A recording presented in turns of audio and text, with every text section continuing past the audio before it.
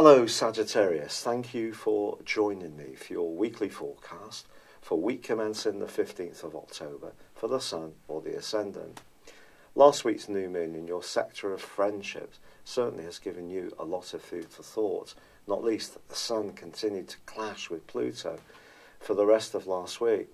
Perhaps you've realised that someone that you've been involved with in a group situation or even a one-to-one friendship doesn't quite share the values that you thought you did, or perhaps there's a financial issue between you, or perhaps you're having to be a bit more realistic about your own planning for the future and a little less idealistic.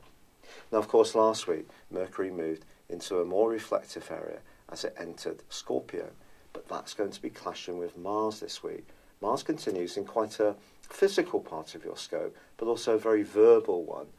And I think this combination could make you feel a bit jumpy this week, a little on edge. But the way to deal with this is to know that by the end of this week, Mercury is actually forging a very stabilising link with Pluto and Venus a very firm link with Saturn. I think this combination is going to help you to move into a more rooted view of where you stand, particularly about something that's rather tender, personal, or really a little more to do with the past. One of the wonderful things about Sagittarius people is that you always embrace new ideas, new situations with a real sense of enthusiasm. But sometimes that can see you brushing over things that haven't worked out. And obviously for all of us, we all have situations which don't necessarily go to plan. And I think by the end of this week, you can start to really pick through any outstanding issues. And one of them may relate to a relationship. It could be with an old flame. That person could be about to re-enter your life, or maybe you're coming to the end of the process of finally letting a tie go. All of this is preparing the way for even more introspection, quite frankly.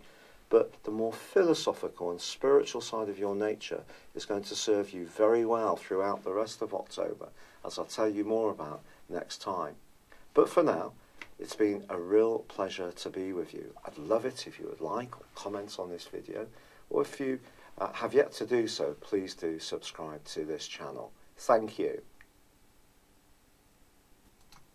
Hello Sagittarius, thank you for joining me for your monthly forecast for October for the Sun or the Ascendant. The month begins with the Sun and Mercury in your sector of future plans, the 11th solar house. This is very exciting stuff. It's also an opportunity to think about your interactions with others. You're a very social creature, usually, and this is therefore a window for you to network and build up your alliances with people.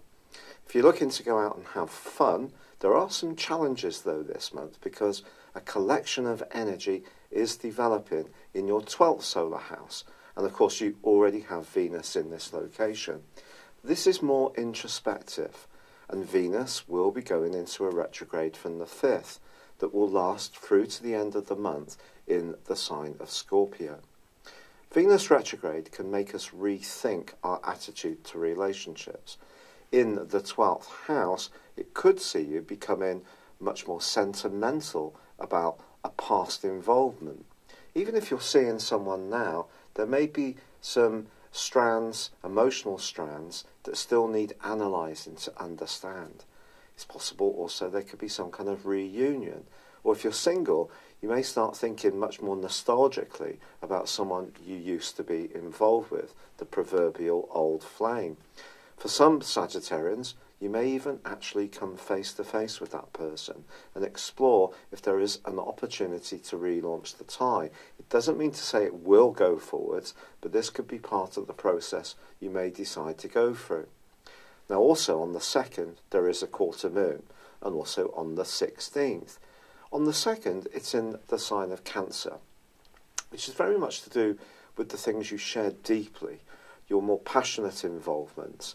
If you're in a tie, any kind of involvement, whether it's in a group or a friendship or a one-to-one situation where you feel your freedom to be more independent is being challenged in a way that you're not enjoying, the following week from the 2nd could see you doing some soul searching.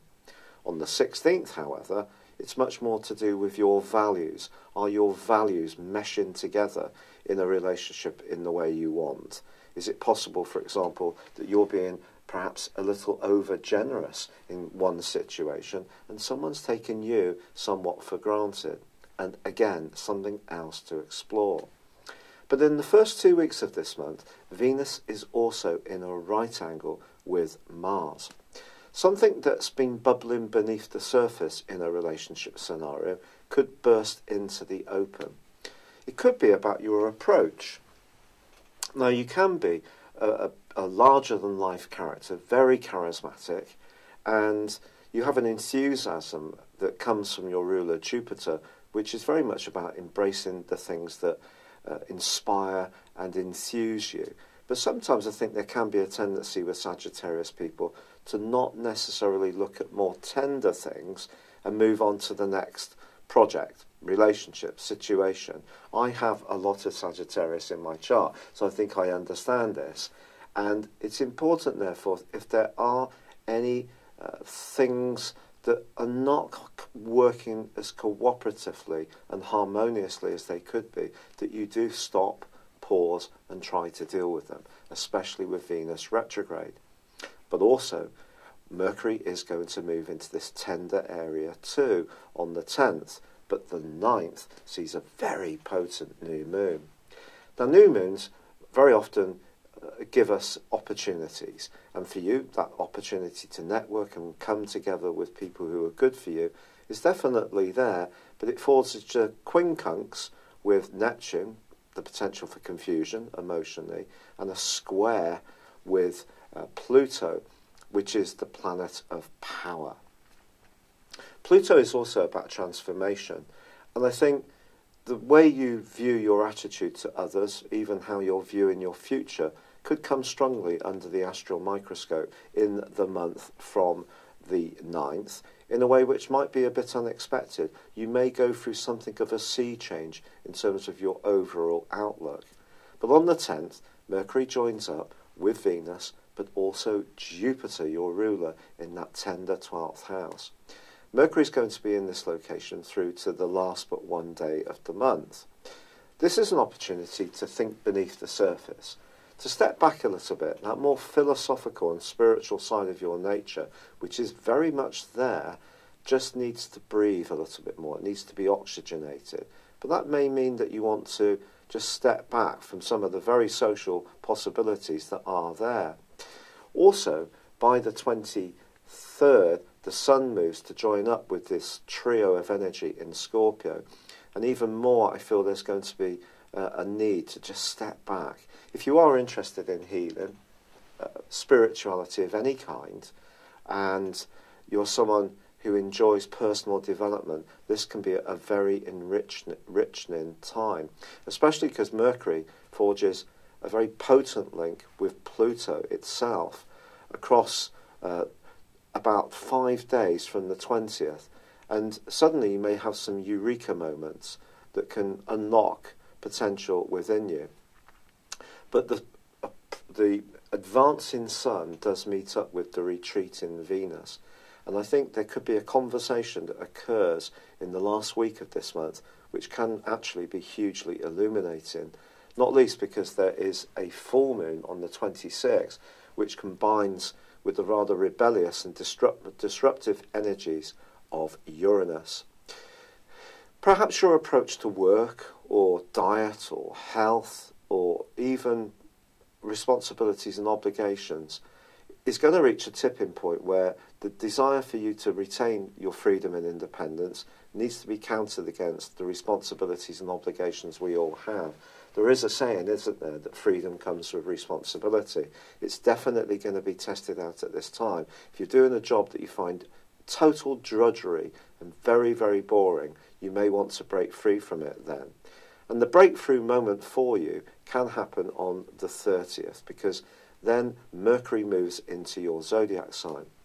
Ironically, Mercury is actually in detriment in Sagittarius, but I think generally this is going to be very good. It brings you out of the darkness that can come from this scorpionic energy where you're doing a lot of soul searching, a lot of thinking, and working out who's good for you in your life and who's not, I think you may, in general, develop a much stronger sense of self-analysis this month. But once Mercury moves into your sign, you can feel more outgoing, less anxious really, and more ready to move into the moment and start transmitting your ideas to others in a more outgoing and productive way. It's like you're moving through a series of 3 transitions. The first is social, the second is more reflective, and the third sees you move into your own energy and you become more single-minded. So this is a fascinating month for sure. The great news, however, is that Uranus and Mars are no longer clashing. And if you remember, that has been a feature since the second week of May through to pretty well the end of September. That's been a very disruptive influence. It may have created quite a lot of nervous tension for you. You may have found yourself on edge, maybe a bit more outspoken at times. There's been a bit more of a brittle atmosphere around. Well, fortunately, that has come to a close. But I must tell you about the North Node, which is the point of destiny. It's kind of like a mini Jupiterian influence. And for you, since May the 10th, 2017, the Dragon's Head, the North Node, has been in the sign of Leo, which is very much about travel, expansion, knowledge, and you probably have gone through a growth spurt around those areas since then. But of course, it has its diametrically opposite point, which is the South Node. And that's a much more tender area, and that's in the sign of Aquarius, which is your everyday thinking. But that point is going to dissect the opposition that occurs between Uranus, the Sun, and Venus in that cluster of days from around about the 23rd to the 26th. And I think there could be some important conversations then. And the important thing about it for you is to try to be as open-minded as possible, because what comes into the open may be a surprise, but it can bring a lot of illumination to you in a way which can see you evolve hugely throughout the month of October. It's been a real pleasure being with you, Sagittarius. Thank you so much for bearing with me. I have really been going through it with this rheumatoid arthritis, and I am trying all the natural stuff that you've all kindly shared with me, and a lot of it is showing promise, but it turns out the rheumatoid arthritis is quite aggressive. So the first set of drugs haven't worked. I had to go on steroids because I was in so much pain, and that's really helped, but you can't stay on those. So now I have to go on a much more powerful drug called methotrexate, which has got a notorious reputation, and I have to do that later in October. So I really appreciate all your help. I'm going to keep going with the natural stuff and see if it can help to bring the inflammation down. But for now, it does seem to be something that I may need to go the medical route down. But for now, good luck and goodbye. I'd love it if you would like or comment on this video, or if you've yet to do so, please do subscribe to this channel. Thank you. Hello, thank you so much for watching my video. I'd love you to join me at my Horoscope Ace app. You can find this at www.horoscope-ace.com. You can use it through Android, iOS, Apple or Facebook. Check out your ascendant or your moon sign, or download your free birth chart. There's all your favourite videos, plus there are daily, weekly, monthly and yearly horoscopes for general, love, Chinese and Indian astrology. If your passion is tarot, there's my brilliant 3-card money or love tarot readings too. And it's all there at www.horoscope-ace.com. Thank you.